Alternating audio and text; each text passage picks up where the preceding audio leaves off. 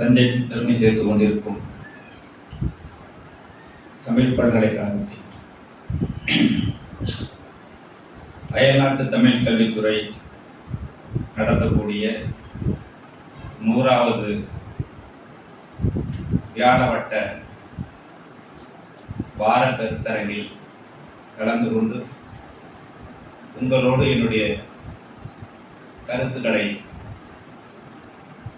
பதிவு செய்ய வாய்ப்பளித்த துறையின் தலைவர் பேராசிரியர் அருமை சகோதரர் குறிஞ்சிவேதன் அவர்களுக்கு முதற்கு என்னுடைய நன்றி வணக்கத்தை தெரிவித்துக் கொள்கிறேன். இந்த இனிய நிகழ்விற்கு வரவேற்புரையை வழங்கி அமர்ந்திருக்கக்கூடிய அயல்நாட்டு தமிழ் கல்வித்துறையின் இணை பேராசிரியர் அருமை சகோதரர் முனைவர் பழனிவேல் அவர்களுக்கும், நன்றி உரை வழங்க இருக்கக்கூடிய இத்துறையின் இணை பேராசிரியர் அருமை சகோதரர் முனைவர் வெற்றிச்செல்வன் அவர்களுக்கும், நிகழ்வை தொகுத்து வழங்கிய முனைவர் பட்ட ஆய்வாளர் தம்பி கார்த்திக், பேராசிரியர் ஐயா தியாகராஜன், பேராசிரியர் பவானி அவர்கள், பேராசிரியர் இந்துமதி, பேராசிரியர் இளையராஜா, பேராசிரியர் வீரமணி, அருமை சகோதரர் பேராசிரியர் தமிழ் பாலா உள்ளிட்ட அனைவருக்கும் இந்த நிகழ்வில் பங்கேற்று கருத்துக்களை பெற்று எதிர்காலத்தில் இவர்களை போன்ற பேராசிரியர்களாகவும் இந்த சமூகத்திற்கு மிக பெரும் பங்களிப்பை வழங்கக்கூடிய அன்பிற்கினிய மாணவ கண்மணியிலே உங்கள் அனைவரையும் வணங்கி பயிலுகின்றேன். ஒரு நிகழ்வு நடத்துறது ஒரு பெரிய தவம்தான். நடத்தி பார்க்கும்போது தான் தெரியும். அதுலேயும் ஒரு 100வது நிகழ்வு பல்கலைக்கழகத்திலிருந்து உண்மையிலேயே தம்பி சொன்னது போல வாழ்க்கையின் அடையாளம் 100 என்பது போல் மிகச்சிறந்த ஒரு நிகழ்வாக, அரங்கு நிறைந்த நிகழ்வாக அமைந்திருக்கின்றது. பேராசிரியர் கூறியது போல் வாழையடி வாழையாக இந்த நிகழ்வு தொடர வேண்டும். அடுத்தடுத்த நிகழ்வுகளை மாணவர்கள் நீங்கள் முன்னெடுத்து வெற்றி பயணத்தை தொடர வேண்டும் என்று வாழ்த்துகின்றேன். தலைப்பு ராஜேந்திர சோழன். என்ன தலைப்புன்னு கேட்டாங்க. ராஜேந்திர சோழன் எதை பற்றி சொல்வது? காவிரி முதல் கடாரம் வரை. உங்களுடைய துறை பேராசிரியர் அவர்களே மலேசியாவில் கடாரம்லாம் பார்த்தது. நான் ஒரு 2 ஆண்டுக்கு முன்னாடி நினைக்கிறேன், உலக தமிழ் மாநாடு மலேசியாவில் நடைபெற்றப்ப சிறப்பு அழைப்பாளராக போயிருந்தேன். அந்த 5 நாள் பயணத்தில் அந்த கெடா போகணும் அப்படின்னு ரொம்ப ஆசை. ஆனால் வாய்ப்பு கிடைக்கல. இன்னைக்கு நினைச்சு பாருங்க, இன்னைக்கு நவீன வசதிகள் நம்மகிட்ட நிறைய இருக்கு. விமானம் இருக்கு, விரைவான கப்பல் போக்குவரத்து இருக்கு, வழிகாட்டக்கூடிய திசை காட்டக்கூடிய கருவிகள் எல்லாம் நவீனமான கருவிகள் இருக்கு. எல்லாம் இருந்தும் கூட அங்க போய் பார்க்கணுங்கிறது நமக்கு சாத்தியமில்லாத ஒன்றா இருக்கு. இல்லை வசதி படைத்தவர்கள் வாய்ப்புள்ளவர்கள் எளிதாக போய் பார்க்கலாம். ஆனால் ஒரு 1000 வருஷத்துக்கு முன்னாடி இங்கேருந்து அங்கே போய் படை நடத்தி போய் அந்த நாட்டை கையகப்படுத்துறது, இந்த நாட்டின் ஆட்சியாளர்களை சிறைபிடிப்பது, தன்னடிப்படுத்துவது, அப்படியெல்லாம் நினைச்சு பார்க்கும்போது மிகப்பெரும் வியப்பா இருக்கு. நான் என்னுடைய மாணவர்கள் அடிக்கடி சொல்றது உண்டு. லண்டனை பார், நியூயார்க்கை பார், வாஷிங்டனை பார், ஜப்பானை பார், டோக்கியோவை பார், சிங்கப்பூரை பார்க்கணும்னு சொல்லிட்டு இருப்போம். ஒரு நகரத்தை பார்க்கும்போது அந்த நகரத்தில் இருக்கக்கூடிய வசதி வாய்ப்புகள், உயர்ந்த இடத்தில் இருக்கக்கூடிய அந்த நிலையை பார்க்கும்போது நமக்கு ஒரு பிரமிப்பு பிரம்மாண்டம்லாம் தோணுது. இது இயற்கை. லண்டன் போகணும், அமெரிக்கா போகணும் அப்படின்னு நிறைய பேருக்கு எண்ணம் இருக்கும். ஆனா 1000 ஆண்டுகளுக்கு முன்னாடி அங்கிருந்தவர்கள்லாம் எதை பார்த்து பெருமைப்பட்டான் அப்படின்னு கேட்டீங்கன்னா, தஞ்சாவூரை பார்த்து பெருமைப்பட்டான். தஞ்சையிலிருந்து தலைநகரை மாற்றிய கங்கை சோழபுரத்தை பார்த்து பெருமைப்பட்டார்கள். அப்ப இந்த மண்ணில் பிறந்தோம், இந்த மண்ணில் வாழ்கிறோம் என்பதே மிக பெரும் பெருமை நமக்கு. ஒரு உயர்ந்த உச்சத்தில் இருந்த ஒரு நகரம் இன்னைக்கு அந்த நகரத்துக்கான அடையாளம் இல்லாமல் போயிடுச்சு. ராஜேந்திர சோழன் வெற்றி பெற்றதை பத்தி பார்க்கணும் அப்படின்னா காவிரியிலேருந்து கடந்து போயிருக்கிறோம் அப்படின்னா இந்த ஆந்திரா, தெலுங்கானா, கர்நாடகா, இருக்கக்கூடிய ஒடிசா, அப்படியே மேற்கு வங்கம், அங்கிருந்து சீனா வரைக்கும், அப்படியே இந்தோனேசியா, இன்னைக்கு இருக்கக்கூடிய ஜாவா, சுமத்ரா, பல நாடுகளுக்கு போக முடியுது அப்படின்னா நினைச்சு பாருங்க. இப்போ எவ்வளவு பெரிய கப்பற்படை இருக்கணும், எவ்வளவு வீரர்கள் இருக்கணும். நீங்க சாதாரணமா கடல்ல போகணும் அப்படின்னாலே சில பேர் கடலை ஒத்துக்காது. பஸ்ல போகும்போது சில பேர் வாமிட்டு வந்துடும். அதுல கடல் பயணம் போறவங்களுக்கு படகுல மீனவர்களோட போய் பார்த்தோம்னா தெரியும். கொஞ்சம் தூரம் போனோடனே ஒரு மாதிரி தோல்ல ஒரு அரிப்பு வரும், வாமிட்டிங் சென்ஸ் வரும், ஜுரம் வரும். இதெல்லாம் கடந்து இவ்வளவு புற தாக்குதல், இயற்கை தாக்குதல் இதெல்லாம் கடந்து எப்படி ஒரு படை கிடைத்து சென்றிருக்க முடியும்? அந்த படையையும் கொண்டு போய் அங்கிருந்து வெற்றி பெற்று அந்த வெற்றி சின்னமாக அங்க இருக்கக்கூடிய கலை சின்னங்கள், பாரதி சொன்னது போல சென்றிலேயே 8 திக்கும் கலை செல்வங்களை கொண்டு வந்து சேர்க்கலாம். இவர் சொன்னது சென்ற நூற்றாண்டு. ஆனால் 1000 வருஷத்துக்கு முன்னாடியே கடல் கடந்து சென்று அங்க இருக்கக்கூடிய பெரிய பெரிய மகர தோரணம் தான், பெரிய ஆட்சி. உங்க இதில் பார்த்தீங்கன்னா பல்கலைக்கழக வளாகத்தில் ஒரு மகர தோரணம் இருக்கு. இது போல மிகப்பெரிய ஆட்சி நினைவு அதெல்லாமே அப்படியே தூக்கிட்டு வந்துடலாம் அப்படின்னா நினைச்சு பாருங்க. அப்ப அதை தூக்கி கொண்டு வரதுக்கான எவ்வளவு வலிமைமிக்க ஆட்கள் வேணும், எவ்வளவு கப்பல் அந்த வலிமை இருக்கணும். இதெல்லாம் பார்க்கும்போது நமக்கு மிகப்பெரிய வியப்பு தான். சோழர்களுக்கு காவிரி நாடன், பொன்னி வளம்ங்கிற பட்டத்தெல்லாம் உண்டு. இந்த கடல் பயணம் என்பது தமிழர்களுக்கு தொன்று தொட்டு இருக்கக்கூடிய ஒன்று. அது மரபு சார்ந்த சொல்ற வாழடி வாழை அவர் தான், ஜெனட்டிக் தான். கடல் பிறகோட்டிய சேரன் செங்குட்டுவன் வரிற்று 10 காற்றின் திசையிலிருந்து களம் செலுத்துவதில் வல்லோன் கரிகால் சோழனை பற்றி கூறக்கூடிய சங்க நூல். அப்ப 2000 ஆண்டுகளுக்கு முன்பட்டே வணிகம் சார்ந்து கடல் பயணம் மேற்கொண்டவர்கள் தமிழர்கள். இங்கிருந்து பல்வேறு நாடுகளுக்கு, அரபு நாடுகளுக்கு, யமன தேசம், ரோமாபுரி வரை வணிகத்துக்காக கப்பல் போயிட்டு வந்துட்டு இருந்தது. ஆனா முதல் முறையா வரலாற்றுல கடற்படை கொண்டு பிற நாடுகளை வென்று தன்னடிப்படுத்திய முதல் மன்னன் என்றால் ராஜேந்திர சோழன் தான். அந்த பெருமை அவனுக்கு மட்டும்தான். எவ்வளவு பெரிய வாரியரா இருந்துக்கணும். அவனுடைய காலம் முழுக்க போர்லயே போயிடுச்சு. போர்ல தான் முழுக்க அவனுடைய காலம் தான். 1012 இணை அரசனா பொறுப்பேற்கிறான். 1014 இருந்து முழுமையான அரசு ராஜராஜனுக்கு பிறகு கிட்டத்தட்ட 1044 வரைக்கும் 33 ஆண்டு காலம் அவருடைய ஆட்சி நடக்கிறது. 1014 இருந்து 24 வரை தஞ்சை தலைநகரம், 24க்கு பிறகு கங்கை கொண்ட சோழபுரம். இந்த கங்கை கொண்ட சோழபுரத்தை தலைநகராக மாற்றுவதற்கு முக்கிய காரணம் என்ன என்று கேட்டால், அவன் மனதில் ஓடியது அடிக்கடி சண்டைக்கு போகணும், போர் நடத்தணும். அப்ப தஞ்சையிலிருந்து படையில வழி நடத்துறதுங்கிறது கொஞ்சம் சிரமம். என்ன காரணம் கேட்டீங்கன்னா, தஞ்சையில எல்லாமே ஆறுகள் நிறைய ஒரு 5 ஆறு, திருவையாறுன்னு ஒரு ஊருக்கு இந்த தஞ்சாவூர்ல காவிரி, கொள்ளிடம், குடமுருட்டி, பசிகை ஆறுகள் ஓடுது. இந்த ஆறுகள் இப்ப இருக்கிற மாதிரி வறட்டு போயெல்லாம் இருக்காது. அன்னைக்கு பொன்னியா இருந்தாலுமே வற்றாத பொன்னி தான். எப்பவும் தண்ணி ஓடிக்கிட்டே இருக்கும். ஓடையிலையும் தண்ணி ஓடும், ஒரு சிறு பகுதியா ஓடிட்டு இருக்கும். இப்ப படை நடத்துவது சிரமமா இருக்குது. கங்கை கொண்ட சோழபுரத்துக்கு தலைநகரத்தை ஷிஃப்ட் பண்றான். அந்த நீர் வசதி கிடையாது.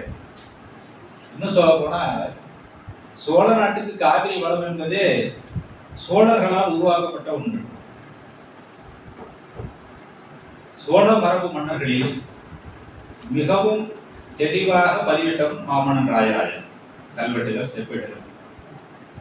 அதையும் தாண்டி சோழ செப்பேடுகள் அதிகமாக இந்திய வரலாற்றில் கிடைக்குது. முதல் செப்பேடு நம்ம பல்லவர்களுடைய செப்பேடு சிம்மவர்மன் பல்லாங்கோயில் செப்பேடு தான் கிடைக்குது. அதன் பிறகு சோழ செப்பேடுகள் தான் அதிகம் கிடைக்குது. சோழ செப்பேடுகள் 20க்கு மேற்பட்ட செப்பேடுகள் கிடைக்குது. அந்த 20 செப்பேடுகள்ல அதிகமாக செப்பேடு வெளியிட்டவன் ராஜேந்திர சோழன். திருவாலங்காடு செப்பேடு, எசாலம் செப்பேடு, கரந்தை செப்பேடு, நம்ம இன்னைக்கு சொல்லிக்கூடிய லைடன், அது பெயரும் பறி போனது, ஆனைமங்கலம் செப்பேடு. ஆனைமங்கலம் பேர் போய் ரேடன் செய்யப்படும்னு சொல்லிட்டு இங்கேருந்து வெளிநாட்டில் பாதுகாப்பாக இருக்கு. அப்போ அதிகமான செப்பேடுகளை வெளியிட்டவன் ராஜேந்திரன். இந்த திருவாலங்காடு செப்பேடு என்பது திருவள்ளூர் மாவட்டத்தில் கிடைச்சது நமக்கு. அந்த செப்பேட்டு வாசகங்கள் கிட்டத்தட்ட ஒரு 31 ஏடுகள் கொண்டது. முதல் 10 ஏடு வடமொழி சொல்லுவாங்க, அடுத்த 21 ஏடு தமிழ் சொல்லுவாங்க. இதுல சோழனுடைய தன் முன்னோனுடைய பெருமையை சொல்லிட்டு வரான் ராஜேந்திரன். அப்படி முன்னோர் பெருமையை சொல்லும் போது காவியை கொண்டு வந்தது என்னுடைய முப்பாட்டன் சித்திரதங்கன் அப்படின்னு குறிப்பிடலாம். அப்ப சோழ நாட்டுல காவிரி இந்தியா அப்படின்னு கேட்டா காவிரி உண்மையிலேயே இங்க வரல. இவனுடைய முப்பாட்டன் காவிரிய ஒகேனக்கல் மலையை உடைச்சு இந்த பக்கம் திருப்பி கொண்டு வரான். அப்ப காவிரி அங்கேருந்து கிளம்பி குளத்திலிருந்து கிளம்பி ஒரு காலகட்டத்தில் சென்னையை நோக்கி போயிருக்கு. அடுத்த சில நூற்றாண்டுகள் கழித்து அப்படியே பாணியம்பாடி குடியாத்தம் இப்படியே கலந்து ஒரு பக்கம் போயிருக்கு. அடுத்த சில நூற்றாண்டு அப்படியே கிளம்பி வேலூர்லேருந்து போய் பாண்டிச்சேரி அரிக்கைக்கூட வரைக்கும் போயிருக்கு. அப்போ இந்த ஆற்றோட தடம் மாறுவது என்பது காலந்தோறும் இருந்துகிட்டே இருக்கு. இது இப்போ உங்களுக்கு எளிமையாக போயிட்டே இருக்கு. இது வந்து தடம் மாறிய தமிழக நதிகளுக்கு ஒரு 30 வருஷத்துக்கு தினமணி ஒரு பெரிய ஆய்வு கட்டுரையே வந்தது. அப்படி இருக்கிற சூழல்ல அந்த ஆற்றை காவிரி சோழ நாட்டிற்கு அப்படியே திருப்பி கொண்டு வந்து ஈரோடு திருச்சி வழியா தஞ்சாவூர் டெல்டாவா கொண்டு வந்தது சோழர்கள் தான். அந்த தன்னுடைய முப்பாட்டம் செஞ்ச அந்த வேலையை ராஜராஜன் ராஜேந்திரன் தான் கூடுதலா செஞ்சாங்க. நிறைய ஆறுகள் பார்த்தீங்க அப்படின்னா வெட்டப்பட்ட ஆறுகள் தான். மின்னாறு, பின்னன் என்ற மன்னன் வெட்டிய ஆறு, வெட்டாறு, இதே போல நிறைய சோழ மன்னர்கள் பேர்ல நிறைய ஆறுகள், கால்வாய்கள், பதிகள், வாய்க்கால்கள் எல்லாம் வெட்டி கொண்டு வராங்க. அப்ப நீர் வளம் இருக்கணும். நீர் வளம் இருந்தால்தான் பல்லுயிர் பெருக்கம் இருக்கும், உணவு இருக்கும், வேளாண்மை இருக்கும், தொழில் நடக்கும், வளம் இருக்கும். நீர் இல்லை அப்படின்னா ஒண்ணுமே இல்லை. நீர் இன்றி அமையாது. இந்த நீர்நிலையை எப்படியெல்லாம் பராமரிப்பு காப்பாற்றுங்கிறது சங்க நூல்கள நிறைய வருது. நிறைய செயல்களை குறிப்பிடுறாங்க. நம்ம அது பேர போக வேண்டாம். அப்படி இருக்கிறப்ப ஒரு நகரை தீர்மானிக்கிறோம். இந்த பல்கலைக்கழகத்தை ஏற்படுத்துறது பெரிய வரலாறு. இவ்வளவு ஏக்கர் 800 ஏக்கர் பெரிய ஏக்கர் பிடிச்சி அதை தமிழ்நாடு மாதிரி ஒரு கட்டடத்தை உருவாக்கி பண்றது ஒரு பெரிய சாதனை நமக்கு இன்னைக்கு. ஆனா அன்னைக்கு ஒண்ணுமே இல்லாத ஒரு வெட்லேண்ட், பொட்டல் நிலம் எங்கோட்ட சோழபுரம். இப்போ கூட போயிட்டு வந்தோம். நண்பர் இளையராஜா கூட சொல்றா எங்க ஊர் அங்கதான் இருக்கு அப்படின்னு.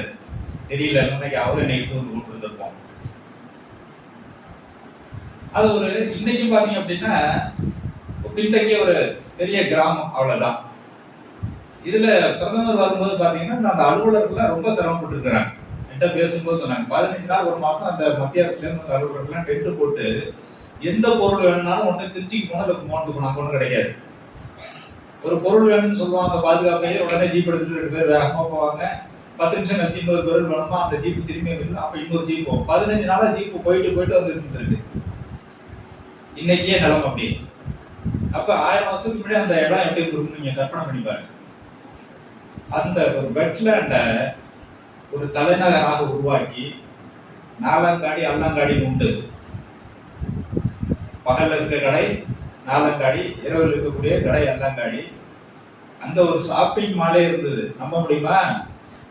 ராஜேந்திர சோழன் கட்டிய மிகப்பெரிய ஷாப்பிங் மால், அவ்வளவு பெரிய வணிக வளாகம், 3 மாளிகை, எல்லாம் எங்க போச்சு? அதுதான் தமிழர்கள் வெற்றி. அதுல வேடிக்கையா சொல்லணும் அப்படின்னா அணக்கரை கீழணை கட்டும்போது அங்க உள்ள கோயில் கற்கள் எல்லாம் எடுத்துட்டு போய் கட்டினாங்க. நம்மளால என்ன பண்ணா இதான் சாக்குன்ட்டு அவன் பகல் எடுத்துட்டு போவான். ராத்திரில வெள்ளக்காரன் கணக்குல இருக்கிற மாதிரி இவன் செங்கல்கள் எல்லாம் பெற்று இவன் வீடு கட்டினான். நம்ம நம்மளுடைய முன்னோர் எச்சங்களை எப்படி பாதுகாக்கிறோங்கிற நிலைமை அப்படி இருந்தது. ஆனா இன்னைக்கு அந்த அளவுக்கு இல்லை. ஓரளவுக்கு மாணவர்களுக்கு ஆய்வாளருக்கு நிறைய விழிப்புணர்வு இருக்கு. இருக்கக்கூடிய இடத்த பாதுகாக்கணுங்கிற சிந்தனை இருக்கு. அப்ப அங்க ஒரு நகரை நிர்மாணிக்கிறான். படைகளை இருந்து கொண்டு போறான்.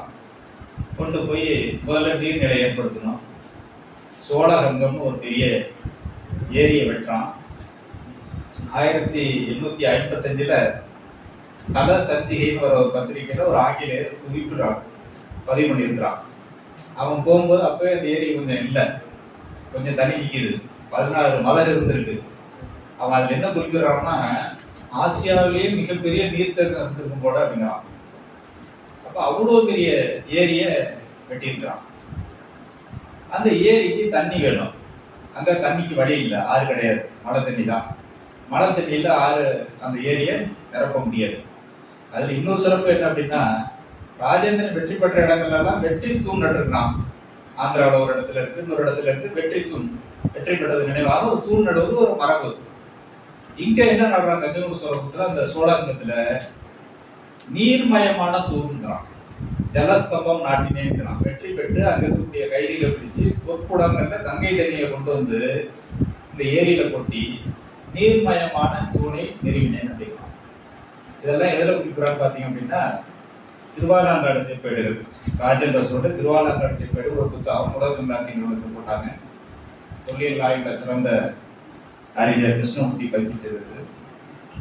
இதுலதான் காவிரி குணந்த செய்தி வருது, சோழகங்கம் பற்றிய செய்தி வருது. அதே போல லைடன் செப்பேடுலையுமே ஆறுகள் பற்றிய செய்திகள்லாம் நமக்கு கிடைக்குது. இந்த செப்பேடு புதையில் இந்த செப்பேடு கிடைக்கல அப்படின்னா நமக்கான வரலாறு இல்லை. இப்போ ஒரு நீர்மயமான தூணை நிறுத்தி ஏரியை வெட்டிட்டான். அப்ப தொடர்ந்து தண்ணி வரணும். அப்போ வடிகால் மரத்துக்கால் ரெண்டுமே உண்டு. அப்போ இப்பெல்லாம் கிடையாது. இப்போ எல்லா குளத்தையும் தூர்வாரி சுற்றி நம்ம வாக்கிங் போகிறது கட்டி போர்வெல்லேருந்து மோட்டர் தண்ணியை போட்டுடுறாங்க. சுற்றி இருக்கிற வீட்டில் இருக்கிற சாக்கடை கழிவுலாம் அதில் தான் வரும். அது பாலாறு தேனா நம்ம மக்களே விட்டுருவாங்க. ஏன்னா ரொம்ப வயசுல இருக்கும். சீக்கிரமாக இருக்கு. உண்மையிலேயே சாமந்த குளத்தை வந்து அப்போ வந்து ஆட்சியத்தை சொல்லி சரி பண்ணி சாமந்த குளத்தை சுற்றி இருக்கிற நம்ம மக்களே மேலே இருந்து கேரிக்க ஒரு குப்பையை தூக்கி குளத்துக்குள்ள விடுவாங்க. அடுத்த தலைமுறைக்கு ஒன்றும் இல்லாமல் பண்ணுறது தெரியறதில்லை. அப்ப இதுக்கு தண்ணி வேணும். என்ன பண்றோம் அப்படின்னா, கொல்லிமலையில இருந்து வரக்கூடிய காட்டு ஆறுகள், மலையிலேருந்து வரக்கூடிய தண்ணி, அது மலையை எடுத்துக்கணும் அப்படின்னா இப்போ வயநாடு மாதிரி இப்போ உத்தராடு மாதிரி அது எந்த இடத்துக்கு சரியும் சரியாது, எங்க ஆற்று போக்கை வெட்டி நீரை இணைக்கலாம் அப்படிங்கிற அந்த நிலவியல் அறிவு, புவியியல் அறிவு இல்லாம நிச்சயமா செய்ய முடியாது. அப்ப ஒரு உயர்ந்தபட்ச அறிவு என்பது சோழர்கள்ட்ட ராஜேந்திரன்ட்ட இருந்திருக்கு. ஒரு சரியான இடத்தை தேர்வு பண்ணி கொல்லிமலையில இருந்து கொண்டு வந்து அதுக்கு பேரே கங்கை கொண்டா சோழ பேராரு. கங்கையை வெட்டி பெற்று வந்ததுனால கங்கை கொண்டா கடார கொண்டான். கடார வெற்றிக்காக ஒரு ஊர் இருக்கு இன்னைக்கும், குடிமண்டூர்னு வேலூர்கிட்ட பக்கத்துல அந்த ஊர் பேரே கடாரம் கொண்டான். அரியலூர் திருச்சி திருவாரூருக்கே கடாரம் கொண்டாங்கிற பேர் இருந்தது. அதுபோல தன்னுடைய வெற்றி நினைவாக ஊரை நிர்மாணிக்கிறான். அப்போ கொல்லிமலையில இருந்து கங்கை கொண்ட சோழ பேராருன்னு ஒரு ஆறை வெட்டி 60 மைல் தொலைவுக்கு கொண்டு வந்து கொள்ளிடத்துல இன்னைக்கு இருக்கக்கூடிய அன்பில் அரியூர்னு ஒரு ஊர் இருக்கு. அது கூட தம்பி காலையில் இப்போ வந்து ரவிச்சந்திரன் ரேடியோவில் பேசுனீங்கிட்ட ஒரு அந்த ஊர்ல இருந்து போய் லால்குடி வரைக்கும் பார்த்துக்கிறார், வாக்கியா இருக்கிறாரு. இன்னைக்கு அது ரிமைன்ஸ் தான் இருக்கு, வாக்கியா இல்லை. ஒரு பெரிய ஆறை வெட்டி கொண்டு வந்து கொள்ளிடத்துல இணைச்சு கொள்ளிடத்துல இருந்து மீண்டும் நகர்வ சோழபுரத்துல வடமேற்கு மூலையில கொண்டு வந்து தண்ணியை சேர்க்கிறான். இன்னொரு பக்கம் காட்டாறுகள், வடவெள்ளாறு, கரடுவாறு, இதெல்லாம் வந்து வட வெள்ளாற்றிலே தண்ணி கொண்டு வடமேற்கு மூலையில சேர்த்து சோழகங்கம் என்பது மிகப்பெரும் கடல் கூட இருக்கு. மிகப்பெரும் நீர்வளத்தை ஏற்படுத்தி அந்த உள்ள நகர நிர்மாணிச்சு ஆட்சி பண்ணிட்டு இருக்கான். அதன் பிறகு கிட்டத்தட்ட ஒரு 150 ஆண்டுகள் அவருடைய சோழருடைய ஆட்சி மிகவும் பலமிக்க ஆட்சியாக தான் இருந்தது. பிற்காலத்துல பாண்டியர்கள் வரும்போது எல்லாம் சுத்தமா அழிச்சு தரமட்டமாக்கி காலி பண்ணிட்டாங்க. இப்ப 2 முனையிலேருந்து கொண்டு வந்து அந்த ஏரி நிரம்பியது பிறகு அதிகப்படியான நீரை மறுபடியும் ஒரு கால்வாய் வெட்டி முப்பாட்டன் கட்டின அந்த வீராண ஏரியில கொண்டு போய் விடுறோம். அப்போ ஒண்ணுமே பார்த்து பார்த்து பார்த்து திட்டமிட்டு செய்யக்கூடிய ஆற்றல் மிக்க அரசாக சோழருடைய காலம் இருந்தது. அங்க இருக்கக்கூடிய அந்த கங்கைமலை சோழபுரம் சிவாலயம், இந்த ஆலயத்தை கட்டுறான். மிகப்பெரிய ஆலயம். நிறைய நீங்க அந்த கட்டுமான துறையில இல்லை கல்வெட்டு துறையில தொழில்துறை இருக்கக்கூடிய மாணவர்கள் நிச்சயமா தெரிஞ்சுக்கணும். தஞ்சாவூர் பெரிய கோயில் விமானம் எப்படி இருக்கோ வடிவமைக்கப்பட்டது. 2 புறச்சுவர்கள் கட்டி மேல உச்சியில போய் சேரும், அது மேல கவுத்து வச்ச மாதிரி இருக்கும். அதே பாட்டில் தான் இருக்கு. இருந்தாலும் கங்கைகொண்ட சோழபுரம் கோயில் மட்டும் பார்த்தீங்கன்னா அந்த விமானம் அப்படியே கொஞ்சம் உட்கார்ந்த மாதிரி இருக்கும், அப்படியே கொஞ்சம் தூய்வு படுத்த மாதிரி இருக்கும். இது ஏன் இது அப்படி வருது அப்படின்னு கேட்டா, கடல் கடந்து சென்று பல நாடுகள் பல நாட்டு கலையில் பார்த்து அந்த மயக்கத்தில் இருந்த ராஜேந்திரனுக்கு கீழ்த்திசை நாடுகளில் எப்படி இருக்கும் கோயில் அதே மாதிரி பணம் தான் பண்றான். அன்னைக்கு இந்த ரிசர்ட் ஆயிலாங்க அந்த கோயிலில் இருக்கக்கூடிய கோயில்லாம் பார்க்கும் விமானம் தான் அப்படிதான் உட்கார்ந்த மாதிரி இருக்கும். அந்த பாணியை கொண்டு வந்து கங்கமசோலபுரத்தில் வைக்கிறான். அது இல்லாமல் அங்கேருந்து கொண்டு வந்த காளி செங்கமேடுன்னு ஒரு ஊர் சாரோட ஊர் அங்கே போனீங்கன்னா ஒரு 8 காளி உருவங்களை பார்க்கலாம். காளி என்பது போர்க்கடவுள், சோழர்களுக்கும் போர்க்கடவுள் வந்து காளி தான். வளர்ச்சி செல்வதற்கு முன்னாடி காளியை வெட்டிட்டு போவாங்க. கீழே சொல்ல போனீங்கன்னா நிசும்ப சூரியன்னு ஒரு காளி இருக்கு. தலையில் ஏச சாச்சிருக்கோம், மண்டையோட்ட மாலையா போட்டுருவோம். அதுக்கு பலி கொடுத்து தான் போருக்கு போவாங்க. இங்கே பார்த்தீங்கன்னா வட்டத்தில் பார்த்தீங்கன்னா ஏகௌரி அம்மன் இருக்கு. அதுக்கு பின்னாடி ஏகௌரி அம்மன் ஏககீரி அம்மன்கிறது தான் அதுக்கு பேர். அது சோழர் கல்வெட்டு, குறிப்பாக ராஜராஜன் கல்வெட்டு அதுக்கு பேர், அந்த கடவுளுக்கு பேர் கைத்தலை பூசல் நங்கை, வல்லத்து பிடாரி. அதெல்லாம் பின்னாடி வந்து நமக்கு ஆமாம் கல்வெட்டில் வரும்போது கைத்தலை பூசல் நங்கைன்னு ஒரு அருமையான பேர் கொடுக்குறோம். கைத்தலை பூசல் நங்கை, மண்டலோட மாலையை போட்டிருக்கு. இப்படி போர் கடவுள் அவங்களுக்கு காடி தான். அதனால என்ன பண்றாங்க, வடபுலத்துக்கு போகும்போது அந்த ஒவ்வொரு ஊர்லேயும் அந்த காளியோட சிற்பங்களை அப்படியே தூக்கிட்டு வந்து கங்கமசோலபுரத்துல செங்கமேடுங்கிற ஒரு ஊர்ல இன்னைக்கு இருக்கு போனீங்கன்னா பார்க்கலாம். யாரும் அதிகம் போக மாட்டாங்க, கோயில் பார்ப்பாங்க, இல்லைன்னா தகடாவி பக்கத்துக்கு போய் பார்ப்பாங்க. செங்கமேடு யாரும் பார்க்கறது வாய்ப்பு இருந்ததுன்னா போய் பாருங்க. அப்படி ஒரு அற்புதமா உலகம் முழுக்க கலையெல்லாம் பேசுவாங்க. திருவிழாவுக்கு போனீங்கன்னா கைலாயம் இருக்கு. அந்த கைலாயத்தில் இருக்க தூண்கள்லாம் பார்த்தீங்கன்னா அதெல்லாம் வடபுலத்திலேருந்து உள்ள தூண்கள். வெற்றி பெற்றது மட்டும் இல்லாம அங்க போய் கொண்டு வந்துடும். அதே போல இந்த செப்பேடுகளில் கிடைக்கக்கூடிய செய்திகளுக்கு கிடைக்கிற வரலாற்று தகவல் பார்த்தோம். முக்கியமா அங்கோர்வாட் கோயில்ல மிகப்பெரும் கோயில், அகடியே மைல் கணக்கில் இருக்கும். நான் நேரில் போய் பார்த்தாலே இந்த ஆசிரியர் இருக்காரு. அந்த கோயிலில் இருக்கக்கூடிய சிற்ப காட்சிகள், ராமாயணம் பாரத கதைகள்லாம் இருக்கும். அதில் அந்த மன்னன் படைநடத்தி செல்லக்கூடிய அந்த விஜயவர்மனுடைய நண்பராக இருக்கக்கூடிய ஸ்ரீசைலத்தோட மன்னன் போற அந்த தேர் அதில் காட்டியிருப்பான். ஒரு தேர் எப்படி இருக்குங்கிறது அந்த சிற்பத்தில் இருக்கும். அது நமக்கு இப்போதான் அந்த செய்தி கிடைச்சது. இங்கே என்னுடைய செப்பேட்டில் சொல்லும்போது அந்த மன்னன் தனக்கு தேரை பரிசளித்தாங்கிறது கரந்தை செப்பேட்டில் இருக்கு. ஆனால் தேர் எப்படி இருக்குன்னு நமக்கு தெரியாது. அந்த ஒரு வார்த்தை சிற்பத்துக்கு தேர் தான் எனக்கு கொடுத்தாங்கிறது என்னுடைய ஆசிரியர் கூட என்பதை பதிவு செஞ்சார் பார்த்து. அப்போ ஒரு தேர் வடிவம் எப்படிங்கிறத இங்கே பார்க்கக்கூடிய காட்சியை நேரடியாக பார்க்க முடியுது. இப்படி ஒவ்வொரு பகுதிக்கு செல்லும் போதும் அங்கே இருக்கக்கூடிய கலை செல்வங்களை கொண்டு வருது. இது எல்லாத்துக்கும் மேல உலக வரலாற்றிலே இல்லாத ஒரு அதிசயம் அப்படின்னா ராஜேந்திர சோழன் தான். எல்லாரும் என்ன பண்ணுவாங்க, போய் அந்த நாடை பிடிச்சுவாங்க, பிடிச்சிட்டு இங்கே வந்து ஆட்சி பண்ணுவாங்க, இல்லைன்னா தன்னுடைய பிரதிநிதியை போட்டு ஆட்சி பண்ணுவாங்க. ஆனால் அப்படி செய்யல. போகிறான், வெற்றி பெறான். அங்கே யார் ஆண்டுட்டு இருக்கிறானோ அந்த அரசனையும் கூப்பிட்டு, நீ தான் ராஜா, நீனே உன் நாட்டை பார்த்து எல்லாம் பண்ண, எனக்கு இந்த திரை வரி செலுத்தது போதும். அப்போ எனக்கு உட்பட்ட ஒரு நாடு. அப்போ அந்த சுயாட்சி முறை என்பதை சோழர்கள் கல்வெட்டு சொல்லும். உள்ளூர் நகர நிர்வாகம், ஊர் நிர்வாகம், இது எல்லாமே நம்ம கல்வெட்டுகளில் கிடைக்குது. அதே போன்ற பிற மன்னர் பிற நாட்டை தன்னடிப்படுத்தினால் கூட அவர்களே ஆட்சி செய்ய சொல்லிட்டு வெற்றி பெற்றோம் அப்படிங்கிற அந்த பேரோட திரும்பி வந்தாராம். இது எல்லாமே அவனுக்கு இருக்கக்கூடிய மிகப்பெரிய சிறப்புகள். ஒவ்வொரு செய்திகளையும் பண்ணி பண்ணி பார்க்கலாம். ஒண்ணு, இந்த நாடு கடந்து செல்ல வேண்டும். ராஜராஜ சோழன் ஐயா கூட சொல்லுவாங்க, ராஜராஜ சோழன் மலேசியாவில் சொல்றாங்க, அவங்களாம் வந்தா இல்லைங்க. உண்மை அது. ராஜராஜ சோழன் வந்து 2 போர்க்களம் தான், அதுக்கு மேல அந்த போர்க்களத்துக்கு நேரடியாக போகல. அத்தனை போர்க்களமும் போய் வெற்றி பெற்றணும்னு ராஜேந்திரன் துணைக்கு தன்னுடைய மகனை வச்சுக்கிட்டான். இப்போ இந்த கடல் கடந்த நாடுகளுக்கு செல்ல வேண்டும். காரணம் என்ன, இங்க இருக்கிற நாட்டு பக்கத்து நாட்டுக்கு போறோம், ஆந்திராவுக்கு போற, தெலுங்கானா போறதுலாம் வந்து ஒரு எல்லை தகராறு, ஒரு பிரச்சனை வரும், ஒரு பாதுகாப்பு வேண்டும். நம்ம நாடு வந்து மக்கள் நிம்மதியா இருக்கணும், உள்நாட்டில் நிம்மதியா இருக்கணும் அப்படின்னா ஒண்ணு அவன் எதிரி இருக்கக்கூடாது, இல்லை அவன் நண்பனா இருக்கணும்.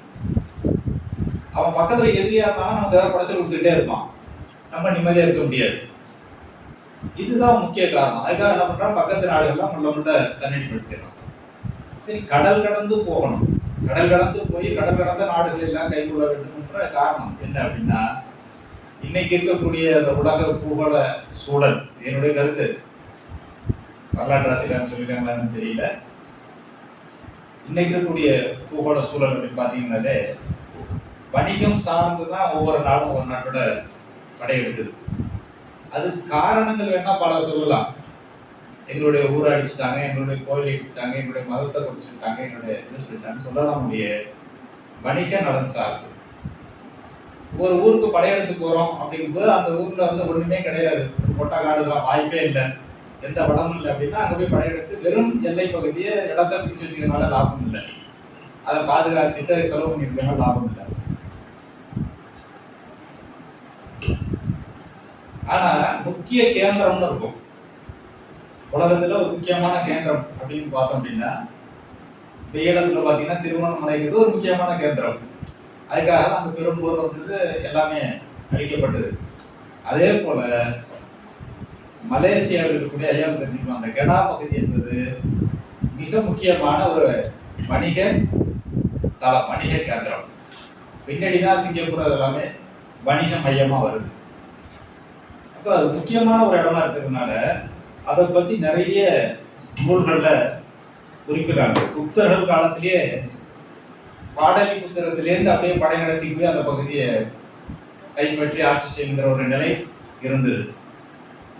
இதற்கான நிறைய ஆவணங்கள் இருக்கு. இந்திய ஆவணங்கள், அரபு நாட்டு ஆவணங்கள், சீன நாட்டு ஆவணங்கள் எல்லாம் பார்க்கும்போது வணிகம் தான் முக்கியமா இருக்குது. வணிகம் சார்ந்து அந்த ஊரை நம்ம வச்சுட்டோம் அப்படின்னா நமக்கு நிறைய பொருளாதார பயன் கிடைக்கும் அப்படிங்கிறது தான். அப்ப பிராகிருதத்தில் ஒரு நூல் சமரட்ச கஹா அப்படின்னு ஒரு பிராகிருத நூல், கௌமுதி மகோத்சவம்னு ஒரு வடமொழி நூல், கதா சரித்திர சாகரம்னு ஒரு நூல். இந்த கதா சரித்திர சாகரங்கிற நூல்ல அந்த இப்ப இருக்கக்கூடிய அந்த கடார பகுதிக்கு இப்ப கெடான்னு பேரு, பூஜாங் பள்ளத்தாக்கு, இன்னைக்கு பேர் வந்து மலேசியால பூஜாங் பள்ளத்தாக்கு, புனாங் சராய்னு அந்த மலைக்கு பேரு. அந்த புனாங் சராய் மலைங்கிறது கடல்ல செல்லக்கூடிய கப்பல் எடுத்து ஒரு 100 மைல் தொலைவில் இருந்து பார்த்தா கூட தெரியும், கடற்கரை வழக்கமாக இயற்கையா தெரியக்கூடியது. அப்ப அந்த கடற்கரை வழி தப்பாம இருக்கிறதுக்காக என்ன பண்ணிருக்காங்க, அந்த புனாங் சராயில மேல தீ மூட்டி அந்த தீயை பார்த்துட்டு கப்பல்கள் போற மாதிரி பண்ணியிருக்கிறாங்க. அது முக்கியமான ஒரு கடல் வழி, மலாக்கா தீவுக்குள்ள அந்த நீரிணையில முக்கியமான ஒரு கடல் வழியா இருந்ததுனால எல்லாருடைய பார்வையுமே அங்க இருந்தது. அதுதான் ராஜேந்திர சோழனுக்கு ஏற்பட்டது. செல்வ வளமிக்க ஒரு நாடாக சோழ நாட்டை மாற்ற வேண்டும். இவ்வளவு தூரம் படையெடுத்துட்டோம், இவ்வளவு கலை செல்வங்கள், இவ்வளவு பொண்ணு பொருள்லாம் கொண்டு வந்துட்டோம், நம்முடைய மக்கள் நல்லா தான் இருக்கிறாங்க, இன்னும் சுபிட்சமாக இன்னும் பெரிய நாடாக, வளர்ந்த நாடாக, பொருளாதாரத்தில் உயர்ந்த நாடாக வரணும். அப்ப அந்த வணிகமான முக்கிய பகுதி நம்மளுடைய கட்டுப்பாட்டுக்கு வச்சுக் கொள்ள வேண்டும் என்ற எண்ணம் கண்டிப்பாக இருந்திருக்க வேண்டும்.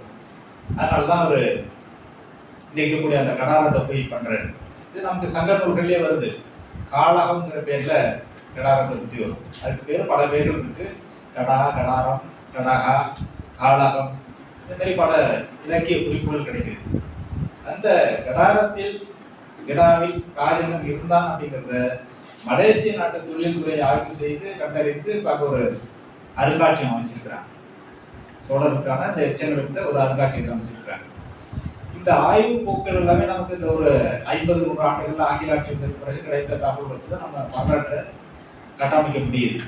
இடைப்பட்ட காலங்களில் வரலாற்று செய்திகள்லாம் நிறைய தெரியல. தஞ்சாவூர் பெரிய கோயில் அப்படிதான் இருந்தது. 87 வரைக்கும் பெரிய கோயில் வந்து பூதான் கட்டினது அப்படின்னு சொல்லிட்டு இருப்பாங்க. பெரிய கோயில் முன்பகுதியில் இருக்கிற அகடி எல்லாமே பார்த்தீங்கன்னா அந்த இல்லீகல் ஆக்டிவிட்டிஸ் நடக்கக்கூடிய ஒரு இடமா இருந்தது. 85 யாரும் போக மாட்டாங்க. கள்ளச்சாரம் விற்கிறவங்க மற்ற தொழிலாம் நடந்துட்டு இருக்கோம். கர்ப்பமான ஒரு கலெக்டர் வந்தவர் தான் அதெல்லாம் சரி பண்ணி அதுக்கு உடம்புக்கு ஏற்பாடு பண்ணதுன்னா அது பெரிய கோயிலுங்கிறது மிகப்பெரிய அளவில் இன்னைக்கு அந்த பக்கம் நமக்கு சாலையை கடக்க முடியாத அளவுக்கு வந்துட்டு இருக்கு. அதே போல பின்னாடி வந்த ஐரோப்பிய அறிஞர்கள், அதன் பிறகு வந்த நம்ம நாட்டு வரலாற்று ஆய்வாளர்கள் தான் எடுத்ததன் வழியாக தான் நமக்கு இந்த கடாரத்தை பத்தி எல்லாம் நமக்கு கிடைக்கிது.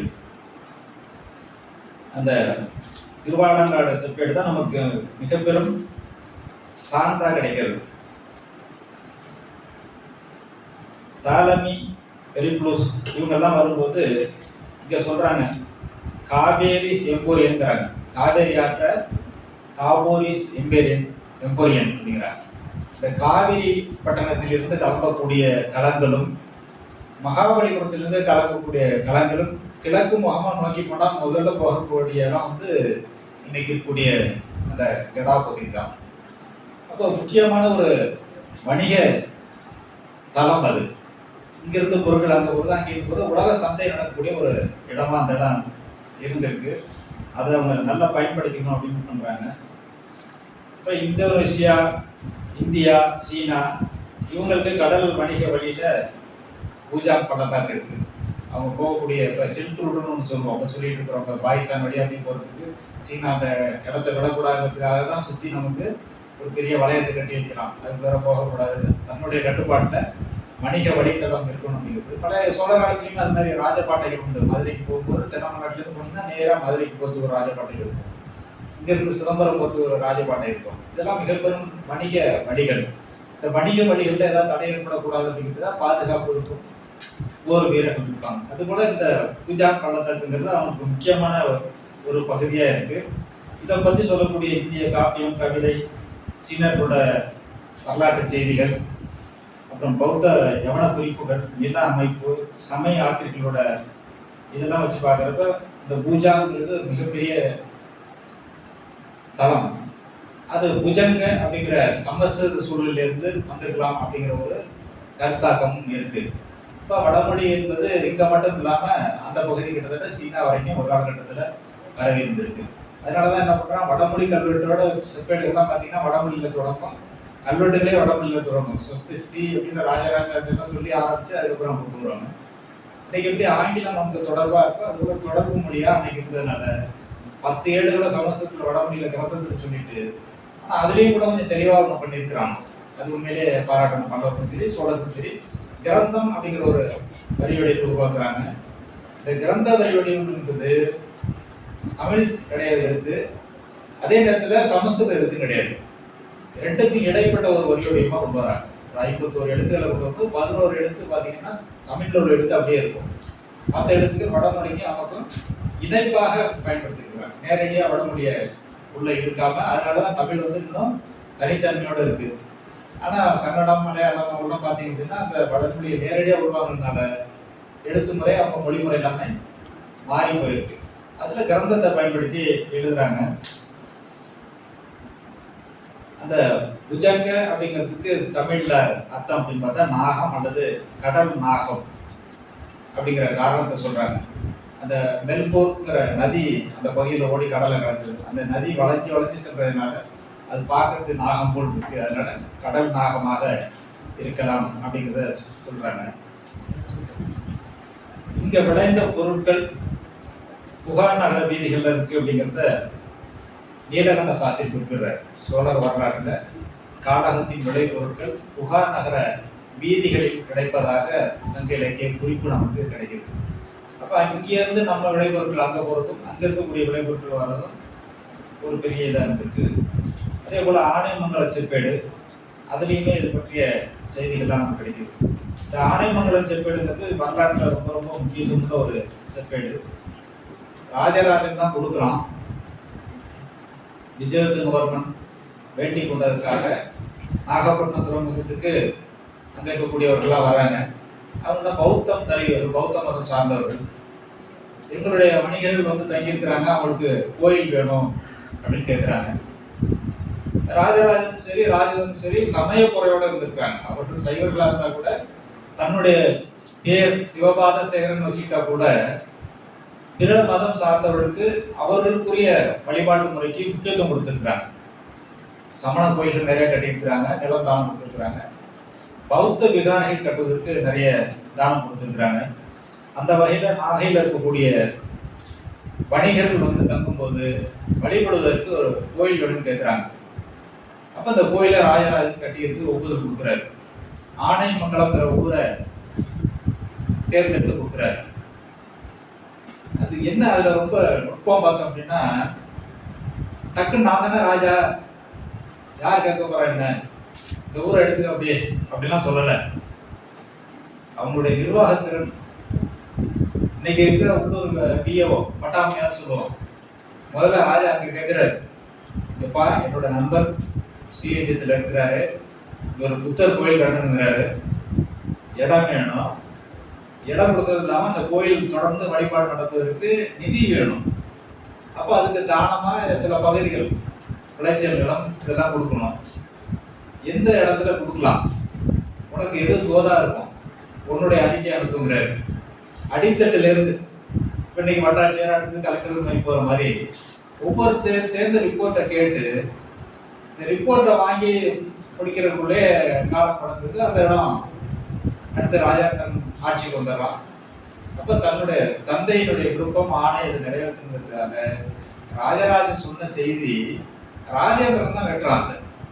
இந்த லைடன் செப்பேடு 2 இருக்கு, சின்ன லைடன் பெரிய லைடன். குலோத்துங்கன் ஒன்று, ராஜேந்திரன் ஒன்று. தந்தையோட ஆணையை இவன் கட்டுறான். அதுல இந்த நிலம் கொடுக்கறது எல்லாமே தெளிவா இருக்கு. மிகப்பெரிய புத்தாவை காரி கட்டுறாங்க. அங்க வந்து எல்லாம் தங்கிக்கிறாங்க, வழிபடுறாங்க, பௌத்தர்கள் வராங்க, வணிகம் தொடர்ந்து நடந்துட்டு இருக்கு. ஒரு காலகட்டத்துல ராஜேந்திரனுக்கு பிறகு பார்த்தோம் அப்படின்னா இன்னைக்கு மாதிரி அன்னைக்கும் உள்ள சூழல் இருக்கு. அந்த கொடுத்த லேண்டெல்லாம் ஆக்கிரமிப்பாளர்கள் ஆக்கிரமிச்சு வச்சிருக்கிறான். பின்னாடி அவனுடைய பேரன் விஜயகுமாரனோட பேரன் வந்து குலோத்துங்கனுக்கு அம்மா ஒரு கடிதம் எழுதுறான். இந்த மாதிரி உன் தாத்தா காலத்துல அப்பா காலத்துல கொடுத்தது, இப்போ எங்களுக்கு வழிபாடு ஒன்றுமே இல்லை அப்படின்ட்டு மீண்டும் ஒரு அதிகாரிகளை அனுப்பி அந்த ஆகமெண்ட் நிலங்கள்லாம் பிடுங்கி அந்த கோயிலுக்கு உரிமை உடையதாக மாற்றி மறுபடியும் ஒரு ஆணை வெளியிடக்கூடிய காட்சிகள் எல்லாம் அந்த செப்பேட்டில் வருது. அந்த செப்பேடு தான் இன்னைக்கு லைடன் அருங்காட்சியகத்தில் இருக்கு. நம்ம நாட்டை விட்டு போய் லைடன்ல இருக்கக்கூடிய மிக பெரும் செப்பேடா இருக்கு. இதெல்லாம் தாண்டி தன்னுடைய தந்தை எப்படி செய்தாரோ அதே போன்று கோயில்களில் திருவிளக்கு இருப்பது. அன்னைக்கு வந்து விளக்கு கிடையாது, லைட்லாம் கிடையாது, எலக்ட்ரிசிட்டி கிடையாது. கோயிலில் விளக்கு இருப்பாங்க. விளக்கரிப்பதற்கு நெய் விளக்கு தான். அப்போ நெய் தான் உண்டு. பின்னாடி தான் நமக்கு இலுப்ப எண்ணெய்லாம் வருது. இலுப்ப மரம் என்பது மிகப்பெரிய ஆற்றலுக்கு ஒரு மரம். அந்த திருத்தலங்களில் பார்த்தீங்கன்னா கோயில்களில் வந்து ஊருக்கு ஊர் அந்த தலைமரம்னு வச்சுருப்பாங்க. தலை விரிச்சம் அப்படின்னா நீங்கள் எல்லா இடத்துலையும் மரத்தை மொட்டையடிச்சா கூட தலை விரிச்சம்ங்கிறது கோயில் கடவுள்னு சொல்லிட்டு அதை விட்டுருவாங்க அப்படிங்கிற ஒரு நம்பிக்கையில அதை வச்சிருப்பாங்க. அதுலேருந்து அந்த மரம் உற்பத்தி ஆகிக்கணும் அப்படின்ட்டு இதில் எல்லாமே இருக்கு. பனை மரத்துலேருந்து எல்லா மரமும் தலை விரிச்சம் வருது. இதில் இலுப்பை என்பது சர்க்கரை. இன்னைக்கு பார்த்தீங்கன்னா வடகிழக்கு மாநிலங்களில் மணிப்பூர், அசாம்லாம் பார்த்தீங்கன்னா இலுப்பை மரத்துலேருந்து இருக்கிற சர்க்கரையை உற்பத்தி பண்ணி வித்துட்டு இருக்காங்க. அந்த சர்க்கரையை சாப்பிட்டா நமக்கு சர்க்கரை வராது. இப்போ சுத்த சர்க்கரை சாப்பிட்டு எல்லாரும் சர்க்கரையா இருக்கும், எல்லாருமே இணைய மனிதராகிட்டு இருக்கிறோம். அதனால அந்த இலுப்பையிலிருந்து எடுக்கக்கூடிய எண்ணெயை பயன்படுத்திக்குவாங்க விளக்கரிப்பதற்கு. அந்த இலுப்பை மரத்துக்கு கூடிய இன்னொரு அறிவியல் ஆற்றல் என்னன்னா மழை மேகங்களை திரட்டி கொண்டு வந்து மழைப்பொழிவு ஏற்படுத்தும். ஊர்ல நிறைய இலுப்பை மரம் ஏரிகள் இருந்ததுன்னா மழைப்பொழிவுங்கிறது அதிகமா இருக்கும். அந்த ஊருக்கு நீர் வளம் வந்து அதிகமா இருக்கும். இலுப்பைக்கு மரம் நமக்கு கிடைச்சது நெய். அந்த நெய் வேணும். அப்ப என்ன பண்றாரு, அவங்க அப்பா ராஜராஜன் பண்ண மாதிரி இவங்க என்ன பண்றாங்க, ஊருக்கு இருக்கக்கூடிய அந்த திருக்கோயில்கள்ல வேண்டுதலுக்காக கொடுப்பாங்க. ஆடு மாடுகள் தானமா கொடுப்பாங்க. இந்த மாதிரி ஆடு மாடுகள் தானமா கொடுக்கறத அதை வாங்கி கோயில்ல ஒரு அதிகாரிகிட்ட ஒப்படைச்சிருவாங்க. மொத்தமா ஒப்படைச்சதுக்கு பிறகு சோழ மண்டலத்தில் இருக்கக்கூடிய பல்வேறு பகுதிகள் இப்படிதான் அப்படிலாம் கிடையாது. எந்தெந்த ஊராக தான் சரி இருக்கக்கூடிய அந்த நாடுகள் கூட்டம் பல நாடுன்னு நிர்வாகம் பிரிச்சிருந்தாங்க. அந்த நிர்வாக பிரிவுகள் பார்க்கும்போது பார்த்தீங்கன்னா பேர்கள் மாறிட்டே இருக்கும். ராஜராஜன் காலத்தில் ஒன்று இருக்கும், ராஜேந்திரன் காலத்தில் ஒரு பேர் மாறி இருக்கும். ஒரே மன்னர் 2 தடவை பேர் மாற்றது எல்லாமே இருக்கு. திருக்கண்டிசோன்னு ஒரு கோயில் கல்வெட்டு ஆகி போயிருந்தோம், கண்டுபிடிட்டார். முதல்ல வந்து குலோத்துங்க சோழ வளநாடுன்னு இருக்கு. மறுபடியும் பார்த்தீங்கன்னா அவன் ஆட்சியில் என்ன பண்றா, ராஜாதி ராஜ வளநாடுன்னு பேரை மாத்திரம் 6 வருஷம் அதே பேர்ல இருக்கு. 7ஆம் ஆண்டு ஆட்சியாளர் கல்வெட்டுல பார்த்தீங்கன்னா மாறுது. இப்படி இருந்தாலுமே அந்த நிர்வாகம் தல நிர்வாகம் செம்மையா நடந்துட்டு இருந்தது. அங்க இருக்கக்கூடிய இடையர்களை கூப்பிட்டு 98 ஆடு, 48 பசு, 16 இதெல்லாம் எங்க கிடைக்கும் அப்படின்னா கோயிலுக்கு வேண்டிட்டு கொண்டு கொடுக்குறாங்க. வேண்டுதல்ல கிடைக்கக்கூடியத மன்னர் என்ன பண்றாரு, கோயில் இருக்கிறத அந்த அதிகாரி புத்தகம் போடுறாரு. உத்தரவு போட்டு அதை பிரிச்சு ஒவ்வொருத்தரும் என்ன பண்றாங்க, கூப்பிட்டு ஒரு ஒப்பந்தம் போட்டுறான். ஒருத்தர் பக்கத்து ஊர்லயே இருப்பாரு, ஒருத்தர் 800 கிலோமீட்டர் தாண்டி இருப்பாரு, சோழ நாட்டுக்குள்ள இருப்பாரு. ஒரு ஒப்பந்தம் என்னன்னு கேட்டீங்கன்னா தினம் ஒரு வழக்கு நெய் கொடுத்துணும் கோயில வழக்கு. ஆனா அவங்க கொடுத்துரு பசுமாடு பார்த்தீங்கன்னா 48 பசுமாடு. 48 பசுமாடு வச்சுக்கிட்டு போது எவ்வளவு பால் கறக்கும்? குறைந்தபட்சம் ஒரு மாடு 5 லிட்டர் வச்சுங்க, இந்த 2 லிட்டர் வச்சுங்க. ஒரு நாளைக்கு காலையில 100 லிட்டர், சாயங்காலம் 100 லிட்டர். அந்த 200 லிட்டர்ல நெய் கிடைக்கும் போது எவ்வளவு வெண்ணெய் எடுக்கலாம், நெய் எடுக்கலாம். ஆனா ஒரே ஒரு விளக்கு மட்டும் கோயில் கொடுத்தா போதும். இது மாதிரி ஒவ்வொரு கோயில்களையும் விளக்கு 50 விளக்கு, 60 விளக்கு, 100 விளக்கு இருக்குன்னா அதற்காக விளக்கரிப்பதற்காக எல்லா இடங்களையும் இந்த ஆடு மாடுகளையும் பிரிச்சு கொடுத்தலாம். இதுல என்ன சமூகத்துக்கு பயன்படுத்தி கேட்டா எல்லாமே அவங்களுக்கு கட்டணம் கிடையாது, இலவசம் தான். இவ்வளவு ஆடு மாடு வாங்கிக்கிறவங்களுக்கு எதுவும் பொருள் தர வேண்டிய விலை கிடையாது. சும்மா கொடுத்து நீ எல்லாம் வளர்த்துக்க. அதுல கிளியரா எழுதிருப்பான் கல்வெட்டுல, சூரியன் சந்திரன் உள்ள வரை, சந்திராதித்த வரைன்னு எழுதிருப்பான். எப்போ அதிகாரிகள் இன்சர்ட் பண்ணாலும் கரெக்டா எண்ணிக்கை இருக்கணும், குறையக்கூடாது, கூட வேணா இருக்கலாம், நான் வித்து திட்டக்கூடாது, அதை இன்சர்ட் பண்ணிட்டு இருப்பான். ரொம்ப ஒண்ணுமே பார்த்து தெளிவா பண்ணியிருக்கிறானோ. அப்ப ஒரு பசு பண்ணை இருந்தது அப்படின்னா ஒரு 48 பசுமாடா ஒருத்தர் பண்ண முடியும். இன்னைக்கு எல்லாமே தனித்தனி தீவாயிட்டோம். சித்தப்பா தெரியாது, பெரியப்பா தெரியாது. எத்தனை பேருக்கு நீங்க மாமா அத்தையெல்லாம் தெரியுமே தெரியும். நிறைய பேர் மாமாத்தே கிடையாது. இதுலாம் உருவில்லை, தொல்லையே இல்லை, யாருமே தெரியாதுன்னு போயிட்டு இருப்பாங்க. அன்னைக்கு பாத்தீங்கன்னா மிகப்பெரிய குடும்பமா இருக்கும். 7 பேர் 8 பேர் அண்ணன் ஒண்ணா இருப்பாங்க. எல்லாரும் ஒண்ணா சேர்த்து மாட்டாளு மேய்க்கிறது அழைச்சிட்டு போவாங்க. அப்ப அந்த கிராமம் முழுக்க கால்நடை செல்வங்கள் நிறைஞ்சிரும். அன்னைக்கு செல்வம் அப்படின்னாலே கால்நடை செல்வங்கள் தான், வேளாண் தொழில் தான். நீர்வளம், பயிர் வளம், வேளாண்மை, கால்நடை வளர்ப்பு, இதுதான் இருக்கக்கூடிய மிகப்பெரிய தொழில் வருமானம். இப்போ ஒரு வருமானம் நிறைவேறுது. இந்த ஆடு மாடுகள் இருக்கக்கூடிய அந்த இயற்கை சாணம் வயல்களுக்கு இயற்கையான எருவா அமையுது.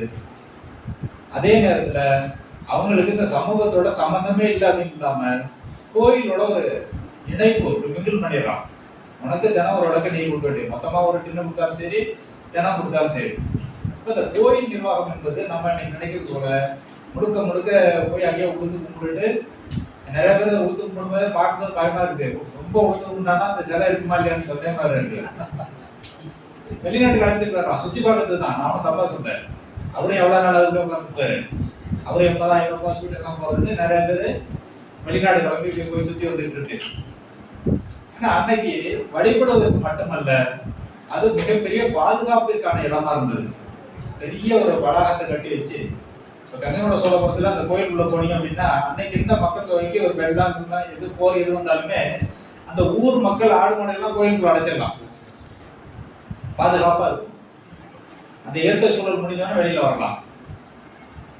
அதே நேரத்தில் அது ஒரு வங்கியா செயல்பட்டது. எல்லா கோயிலுக்கும் அந்த கிராமத்துக்கு ஒரு வங்கியா செயல்பட்டது. 12% வட்டி கொடுத்துருக்கான். அப்பயே வணிகர்கள் வேண்டாம் வட்டிக்குள்ள இருக்கலாம் என்ன சொல்லக்கூடாது, அதை அவர் ஃபிக்ஸ் பண்ணி கல்வெட்டில் போட்டுருக்காரு. 1% பணம் வாங்கிட்டு அந்த பணத்தை கோயிலில் நீங்க கட்டிக்கணும், நீங்க தொழில் நடத்திக்கலாம். முதலீடு என்ன பண்றது, கோயிலில் போய் கேட்டீங்கன்னா பணம் கொடுப்பாங்க, வட்டி வாங்கிக்கிறாங்க. இந்த மாதிரி விலைவாசி நிலவரம், சோழ நாட்டில் ஒரு இடத்துல விலைவாசி இருக்கு அப்படின்னா அந்த விலைவாசி நிலவரம் அங்கேயே எழுதி போட்டுருவான். இன்னைக்கு இருக்க நம்ம படிக்க சிரமம், அன்னைக்கு எல்லாரும் படிக்கலாம். அந்த விலையை பார்த்தோன்னா நீங்க வெளியில போய் ஒரு கிலோ புளி கல்வெட்டு விலை என்ன போட்டுருக்கானா அதுதான் நீங்க சோழ நாடு கொடுத்தா வேலை நினைச்சப்பெல்லாம் ஏற்றிக்க முடியாது. ஐயாவுக்குலாம் தெரியும், இப்போ உள்ள மாணவர்களுக்கு தெரியாது. அப்பெல்லாம் பட்ஜெட் போடும்போது தான் விலையேற்றம் இருக்கும். ஆண்டுக்கு ஒரு தடவை மாநில அரசு பட்ஜெட்டு, மத்திய அரசு பட்ஜெட் போடும்போது தான் விலையெல்லாம் ஏற்றுவாங்க. இப்பெல்லாம் அப்படிலாம் கிடையாது, எப்போ வேணாலும் எதாவது ஏற்றிக்கலாம் ஆயிடுச்சு. அவங்க அது பழகி போயிடுச்சு. ஆனால் அன்னைக்கு அது மாதிரி இல்லை, ஒரு நிலையான விலை, மக்கள் வாழ்வாதாரத்துக்கு தேவையான, வணிகத்துக்கு தேவையான நிதி உதவி, கால்நடை வளர்ப்பிற்கான திட்டங்கள், வேளாண்மைக்காக மிகப்பெரிய நீர் தேக்கங்கள், நீர் அணைகள், இதெல்லாம் பண்ணியிருக்கிறாங்க. அவனுடைய பெயர்கள்ல ராஜேந்திரன் குமிழி தூம்பு, ராஜராஜன் குமிழி தூம்புன்னு குமிழி தூம்புக்கு பேர் வைக்கிறான். மன்னனுடைய பேர் வச்சுன்னா பேர்த்துக்கு போக மாட்டான், பயப்படுவான் ராஜா பேருக்கு அப்படின்னு. அதுக்கு ஐயா பேசும் கூட சொன்னாங்க, இந்த புள்ளம்பாடியிலேருந்து திருமலம்பாடியிலேருந்து புள்ளம்பாடி வழியா போனீங்கன்னா திருச்சி வரைக்கும் போனீங்கன்னா அத்தனை ஊர்களுக்கும் பேர் பார்த்தீங்கன்னா கண்டராதித்தம், செம்பியன் மாதேவி, எல்லாம் சோழ காலத்து பேர் தான் இருக்கும். மிகப்பெரிய ஏரி கண்டராதித்தம் ஏரி தான். வீராணம் ஏரியெல்லாம் பார்த்தீங்கன்னா கடல் மாதிரி இருக்கும். இப்போ இவ்வளவு நீர் வளம், அந்த நீரை கொண்டு போய் அடுத்தடுத்த ஆறுகளை சேர்ற மாதிரி கால்வாய்களை வெட்டி கொண்டு சேர்க்கிறது, இவ்வளவு என்னெல்லாம் செய்ய முடியுமோ. வெற்றி என்பது ஒரு புறம், வெற்றி பெறுவதற்கு படை நடத்துவதற்கு வலிமையோடு இருக்கும்போது பிற நாடுகள் மீது நாம் ஆதிக்கம் செலுத்த முடியும். அதே சோழ சாம்ராஜ்யம் வலிமை குறையும் போது இருக்கிற இடம் தெரியாம பண்ணிட்டாங்க. இன்னைக்கு யார் சோழர் வாரிசுலாம் யாருக்கும் தெரியாது. யாருக்கு சோழர் வாரிசு இல்ல, நீங்களாம் தான். யார் வேணாலும் சொல்லிக்கலாம் ராஜேந்திரன் ராஜராஜ சோழன் வாரிசு அப்படின்னு. அந்த அளவுக்கு மிகச்சிறந்த ஆட்சியாளராக தமிழர்களோட மரபு சார்ந்த கலை சின்னங்கள், அறிவியல் சிந்தனைகள், வானியல் கருத்துக்கள்லாம் ரொம்ப ரொம்ப உச்சத்துல இருக்கிறாங்க. கோயில்களை பார்த்தீங்க அப்படின்னாலே ஒரு குறிப்பிட்ட நாள்ல அந்த சூரிய வெளிச்சம் வருவது மாதிரி செய்யறது, கடிகாரம், சோத்திலே கடிகாரம் உண்டு, நிழல் கடிகாரம் கோயில்கள். இப்போ நட்டா கோயில் திருவாரூர் போகிற வயலில் திருந்து தேவன்குடின்னு ஒரு ஊர் தங்கக்குடின்னு தான் இருக்கும், திருவள்ளரிட்ட இருக்கு. இதெல்லாம் பார்த்தீங்கன்னா அந்த கடிகாரம் வந்து கல்லிலே இருக்கும். கரெக்டாக ஒரு அரை கடிகாரமாக இருக்கும். இந்த கோடு வந்து நிழல் விழும்போது குச்சி இருக்கும், கரெக்டாக அந்த நிழலில் நேரத்தை பார்க்கலாம். இது போல இலக்கியங்கள், அவனுக்கு இன்னொரு பேர் உண்டு, பண்டித சோழன் பேரு. நிறைய சிற்றிலக்கியங்கள் சோழர்கள் காலத்தில், குறிப்பாக ராஜேந்திரன் காலத்தில் ஏகப்பட்ட புலவர்கள், எண்ணற்ற இலக்கியங்கள், பிற மொழி சார்ந்த வடமொழி சார்ந்த இலக்கியங்கள். அந்த நூல்கள் எல்லாமே நிறைய சுவடி வழியில் நமக்கு கிடைக்கிது. பல இடங்கள்ல அது பதிப்பு இருந்தால் கூட சில இடங்களில் பதிப்பிக்கப்படாமல் இருக்கு. பிற மொழிகளிலுமே அந்த சுவடிகள்லாம் இருக்கு. இப்பொழுது கலைகளையும் கொண்டு வந்து ஒரு இடத்துல குடிச்சு வச்சு தமிழகம், குறிப்பா சோழ மண்டலம் உள்ளார போயிடலாம். இதுக்கு படம் வச்சிருக்கலாம்.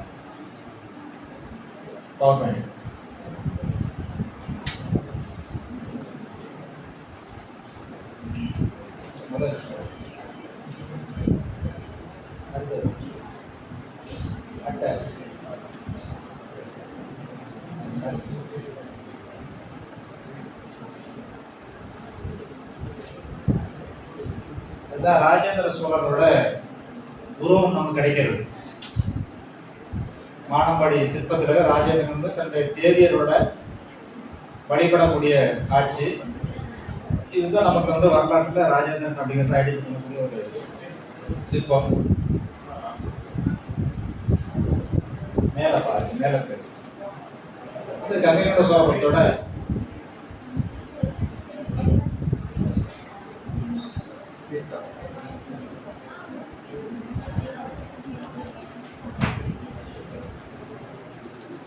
அடுத்த படத்துக்கு போவோம். கங்கைகொண்ட சோழபுரம் எல்லாரும் பார்த்துட்டு போய் நினைக்கிறேன். பிரதமர் வந்துட்டு போனதுனால இனிமே அவங்க ஊருக்கு பெரிய ஜாக்பாட்டு, மிகப்பெரிய சுற்றுலா தலமாயிடும். அடுத்த 5 ஆண்டுகளும் பெரியவர்கள் மாதிரி இப்போ அவரே சாரே அடுத்தது ஒரு வண்டியில் அவசரமாக பார்த்தா தூக்கக்குள்ள போய் நிற்கிறாங்க. ஏன்னா எப்போ போகிறது, நான் எப்போ வீட்டுக்கு போகிறதுன்னு சொல்லக்கூடிய ஒரு நிலையை வந்து ஆட்சி வேறு கட்சி வேறு கருத்து வேறா இருக்கலாம். ஏன்னா அதுக்கான ஒரு முக்கியத்துவத்தை கொடுத்து அந்த ஊர் ராஜேந்திர சோழனுக்கு மிகப்பெரிய ஒரு அங்கீகாரத்தையும், கங்கைகொண்ட சோழபுரத்துக்கு மிகப்பெரிய அங்கீகாரத்தையும், அதற்கு இடையில நான் செய்கிற பணிக்கு எனக்கு ஒரு அங்கீகாரத்தையும் கொடுத்த பிரதமருக்கு இந்த நேரத்தில் ஒரு நன்றியை தெரிவித்துக் கொள்கிறேன்.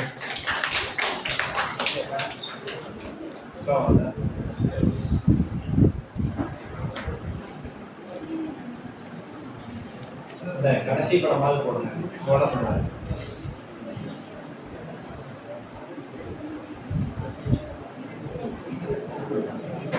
அது கற்பனைக்கு எட்டாத அளவுக்கு அவனுடைய வலிமை ஆற்றல் இருந்திருக்கு. கடற்படை நடத்துவதில் மிகப்பெரிய ஆற்றல் ராஜேந்திரன் இருந்தது நம்ம கண்கூட பார்க்க முடியுது. கப்பல் கட்டுவது எப்படிங்கிற தொழில்நுட்பம்னா ரொம்ப ரொம்ப உச்சத்தில் இருந்திருக்கு.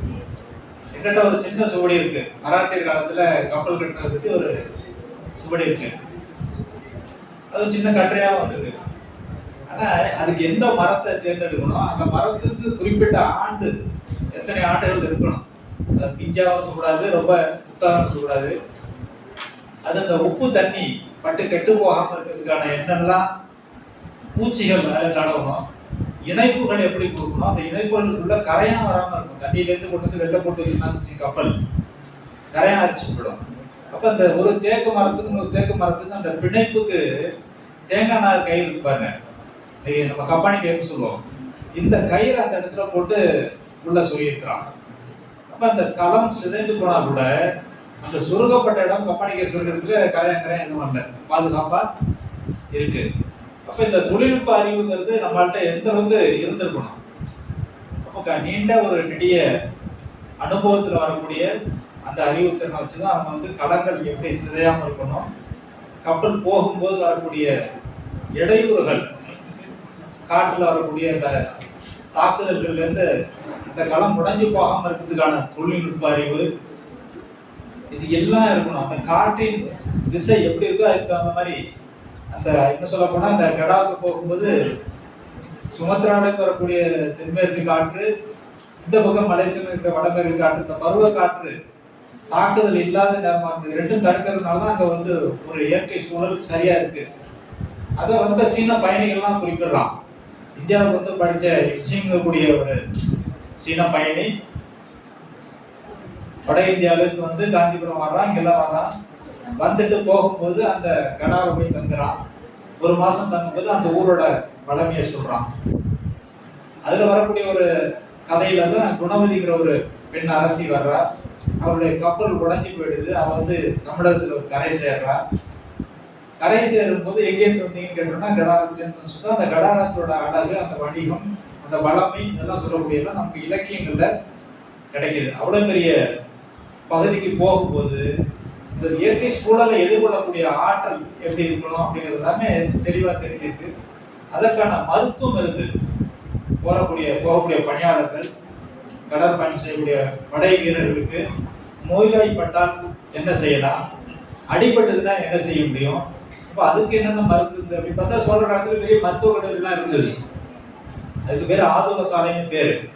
அந்த மருத்துவ கல்லூரியில யாரெல்லாம் மருத்துவர்கள் இருந்தாங்க, என்ன மருந்து இருக்குங்கிறது எல்லாமே கல்லூரிகள்ல கிடைக்கிது. அந்த மாதிரி மருந்துகள் எல்லாம் எடுத்துட்டு போகணும். மாசக்கணக்கில் போகும்போது உணவு வேணும், உணவு பற்றாக்குறை இருக்கக்கூடாது.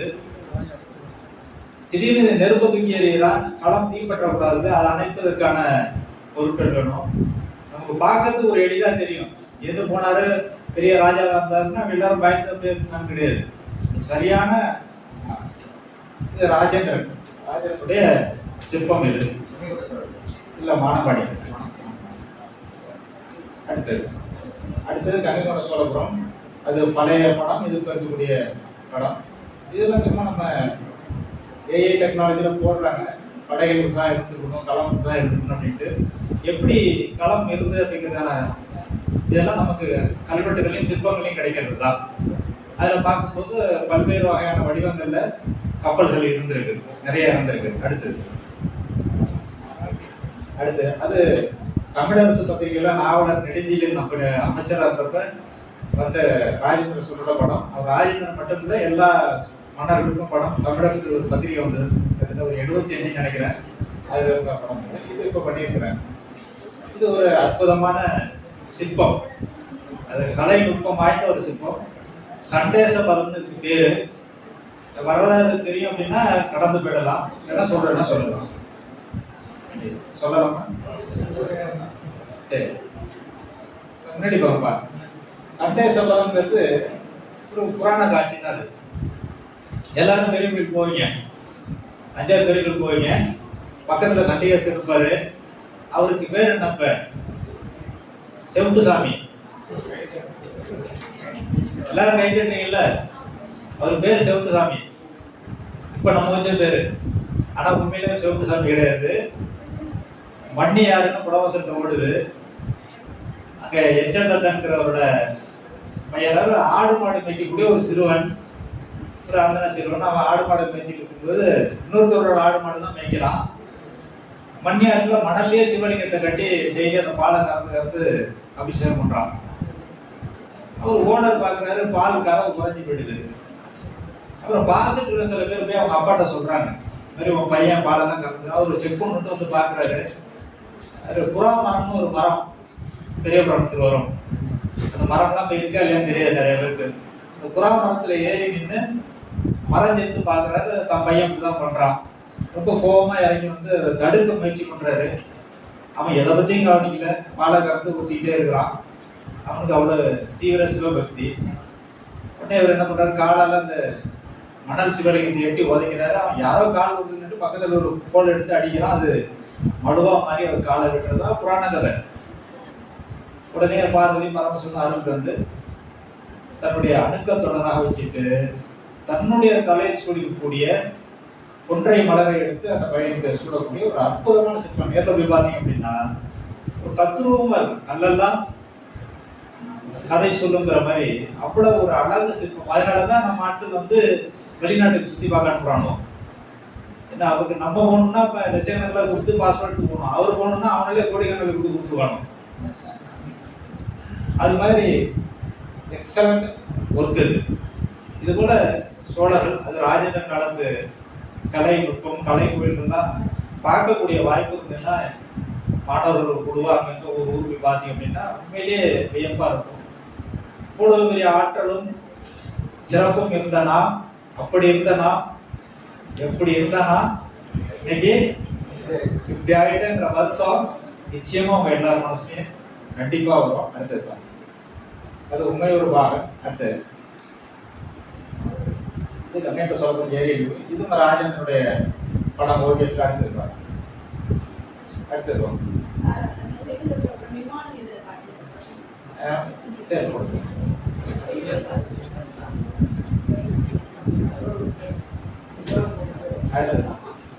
சரி நேரில் அழைச்சி போய் காமிங்க. இதுதான்ப்பா இதோட நிறைவு செஞ்செல்லாம் நான் அனுபவிச்சு போகணும். இப்போ சோழ நாடு ராஜேந்திரன் காலத்துல கங்கைகொண்ட சோழபுரத்தை தலைநகராக கொண்டு சோழர் ஆட்சி நடைபெற்ற பகுதியெல்லாம் அந்த ரோஸ் கலர்ல இருக்குது.